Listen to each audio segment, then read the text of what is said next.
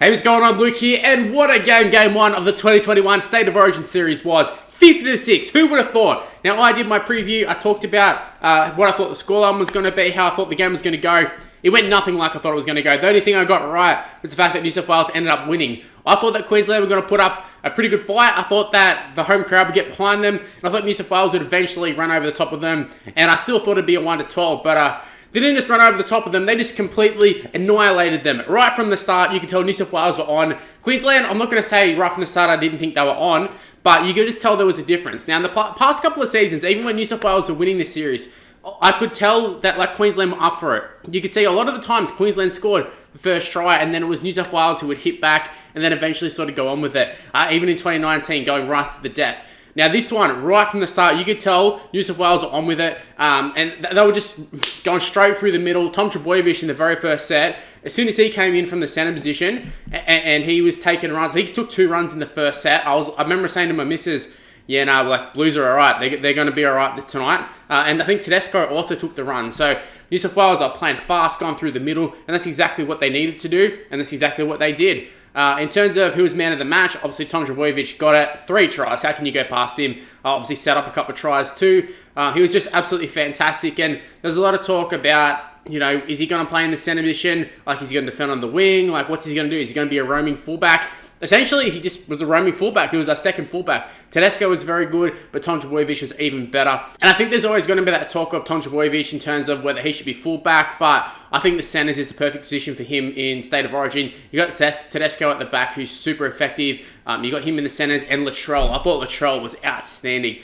He really set the tone for him. I was talking about Tom Trbojevic taking some early carries. Well, Latrell Mitchell, he was definitely a strike weapon very, very early. They were getting an early ball to him. I thought Jerome Luai and him were just outstanding. I feel like for Clubland, like, Jerome Luai's got some pretty good centres, but you go from having like some pretty decent centres, like Matt Burton, I think might be his centre. But then if you go and add Latrell Mitchell to that, unreal. He's still got Brian Tuo out there, but now you've got Latrell Mitchell. So I think the best thing you could do with Latrell, and I think Luke Cleary did this really well, just give him early ball in the centre. And that's exactly what Jerome Luai did. And even just in terms of Luai and Nathan Cleary, they were outstanding. Now, I pretty much talked about just the New South Wales side, but that's just because there's nothing to really talk about for the Queensland side. They scored the 1 try, Kurt Capewell went over. I think he kind of got exposed in the centres, but at the same time, Dane Gagai was conceding a lot of tries too. Gagai, Carfelt, they just weren't defending very well. And to be honest, at the end of the day, I think that's what it really comes down to for Queensland.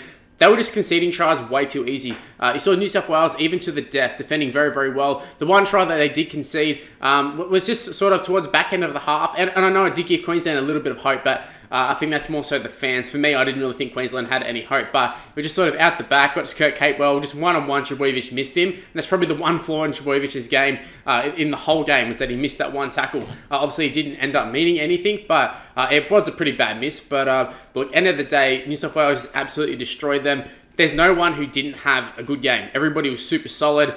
For Queensland, though, I thought Cameron Munster was quite disappointing. I did a video yesterday where I was talking about 5 players to watch, and pretty much like everyone I talked about kind of went how I thought they would, but Cameron Munster, he was one that didn't. I said that he would stand up, and I've never really seen him play a bad game in a big game situation, but yesterday was one of them.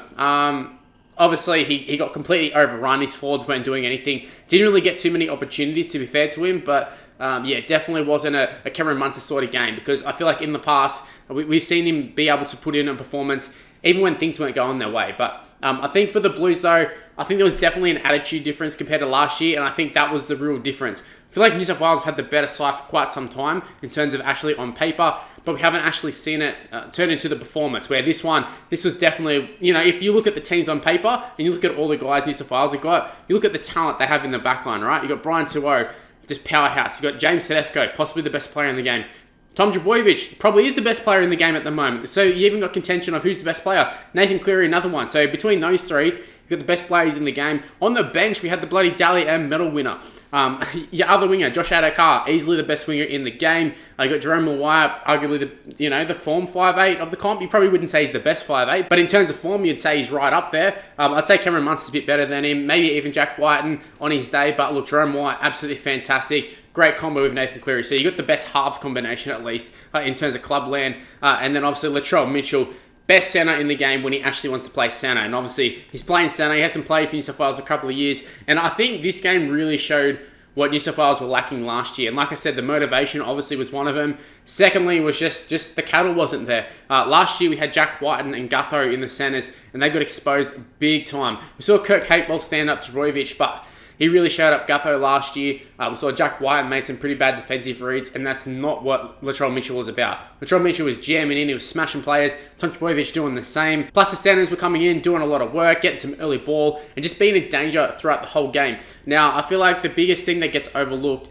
is the fact that I feel like if you have Gutherson in the centers and you have Jack White, and I feel like your Kurt Capewells and stuff are like, oh yeah, I can handle them. If they haven't got that much, but I know Jack White's got pace, but they're not going to just shove someone off and just run through and just single-handedly score a try. I know Jack White's capable, but more so in the 5'8" position. But with Latrell Mitchell, with Tom Trbojevic, you can't slide off. You can't slack off and focus on the wingers or focus on the inside players. You've got to mark up on them, and that creates a lot of space for the other players around them. Same for Jerome Luai, same for Cleary. Even the back row, Tarek Sims was someone I talked about, and I talked about how I wasn't really a fan of his selection, but he came in, he did his job perfectly. Isaiah Yeo did it. I thought Cameron Murray was really, really good. He really shut down David Fifita. And I thought Fifita, out of all the players for Queensland, I thought he was going to be the one who had the most potential to break open the game. And he did next to nothing in terms of actually influencing the game. I'm sure he got through a lot of work, but just in terms of, just the visual of just watching it, didn't really do too much. So credit to Cameron Murray, did really well. Tarek Sims obviously set up that try for Brian Tuo. Speaking of Brian Tuo, a lot of meterage, no problems under the high ball. In fact, they didn't really even go to him for the most part, which is just, I feel like, just sort of represented Queensland perfectly. They weren't really doing a hell of a lot with the ball. New South Wales just shut down everything quickly. And look, Brian Tuo is someone they probably should have targeted, but they didn't. And really, they didn't really have too many opportunities to actually even target him. So credit to New South Wales. But yeah, look, Brian Tuo had a fantastic game, scored a couple of tries. A lot of them were just ones where he caught it and put it over. But at the same time, he had to be in the right position. And we're seeing a lot of players drop those balls too. So, look, I thought Brian Tuo was fantastic. There were some question marks over his selection, but for me, I didn't have any problems with it. But I just want to touch on the halves, Jerome Luai and Nathan Cleary. Obviously, talked about them briefly, but I thought they were fantastic. Obviously, both of them made 2 line breaks, setting up tries. Look, I'm just going to say, I think this might have been Nathan Cleary's best performance for the Blues. Just best performance in general in a big match situation. I talked in the preview, and I think everybody's kind of talked about it. When you think of Jerome Luai and Nathan Cleary, we all know that Penrith have been on a great run, but we all look back to the grand final of the last sort of big match game, and even for Nathan Cleary, we look back at the Origin series, and he's never really stood up, and he's been in the winning sides, but he's never been a reason for the winning side. And I don't know if he's the reason that New South Wales won this game. I think he had a lot of elements going into it, but he definitely played his part. This was one where he really stood up and he took on the line, and he's good defensively. He was just really good in general. Like, I probably wouldn't say, oh yeah, he was a 10 out of 10 performance, but he definitely did enough. And I think for them, all they need to do is just get early ball to the backs, because the backs are so damaging and there's such a mismatch in the backs, and that's what I said there would be. I thought the forwards would kind of cancel each other out, and I suppose to a degree they did a little bit, but the backs just ran straight through them. And look, I think that's where the game was won, in the back line for the Blues.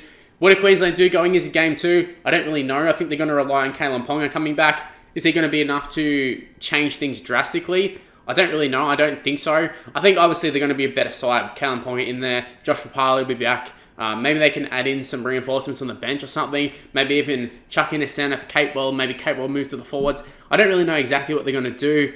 But look, this definitely wasn't the side that played last year. And that goes for both teams, because New South Wales, they were so much better. Like, if they played last year's team, they probably would have put 50 on them as well. Last year's team, they didn't really do too much, didn't offer too much. And obviously, like I said, they were missing quite a few players. And the scary thing is New South Wales is that they still got players to come back in. Angus Crichton still to come back in. Victor Radley can't play, he's suspended. Even like Tyson Frizzell, who'll probably be available next game. So, look, it'd be interesting to see who the New South Wales Blues go with, considering they had such a dominant performance. They just go with the exact same team. I wouldn't blame them. They just towered up Queensland 50-6. So I don't know if you necessarily need to change things, and there's no real players who deserve to be dropped. So I'd probably just go with the exact same lineup. But yeah, Queensland, they definitely need to make some changes, but it's just a matter of, what do you do? I don't know what you do. I was sort of going off the back of Queensland playing in front of a home crowd and just having that Queensland passion, but New South Wales had the passion and sort of just out-enthused them. And I feel like if if Queensland don't win the passion battle, then they don't really win it at all. If New South Wales can match it with that, obviously they got a much better team, so they're just going to run over the top of them, and that's exactly what happened. But yeah, it just wasn't the game that I thought it was going to be, but for a good reason. I'm a New South Wales supporter. You can see I'm wearing the beanie. This is one of the best performances I've ever seen from the Blues, even just in a footy team in general. I've just never seen a team score so effortlessly. Like, even when that Trbojevic try where like Cleary just went through, he sort of skipped over someone, they tried for the ankle tap or whatever, and he went through, he passed it to James Tedesco early, and you're kind of like, oh, well, they just ruined this try. He just goes across and does a little Benji Marshall flick pass to Trbojevic, and it was just like they're doing trick shots. It's like they're taking the piss out of Queensland at that point. And obviously, I think they actually were taking the piss. I saw Josh out at car, looked at the crowd, and at that point, I was waiting for them to do the hand grenade little celebration. It was kind of getting embarrassing for Queensland, and obviously the scoreline definitely reflects that. But look, Queensland, they need to be a lot better. I feel like they're definitely a lot better than what the scoreline shows. But look, really, at no point did I feel like Queensland were ever going to make a comeback. I know a few people talked about like the Cape World tried us for half time, and I saw some people say they had momentum going into the half, but for me, I was like, not really. I think this game is over. As soon as they scored that third try, I was like, they're done. They are so done. And then obviously came out in the second half, started off super strong, scored a bunch of tries, ended up at 50 points, and the rest is history. So look, we look to game 2 now. It's at Suncorp. Queensland, I think, are obviously going to be a lot better going into game 2. Obviously going to have a better team. But at the same time, New South Wales could also have a better team too. So that is a scary thought for Queensland fans, and obviously a good thought for New South Wales. Considering like the run Queensland had, I think it's time New South Wales go on a bit of a run themselves. And I feel like this sort of side is kind of reminiscent of that Queensland side where Queensland just had all of the guns. They just, no matter who New South Wales put in,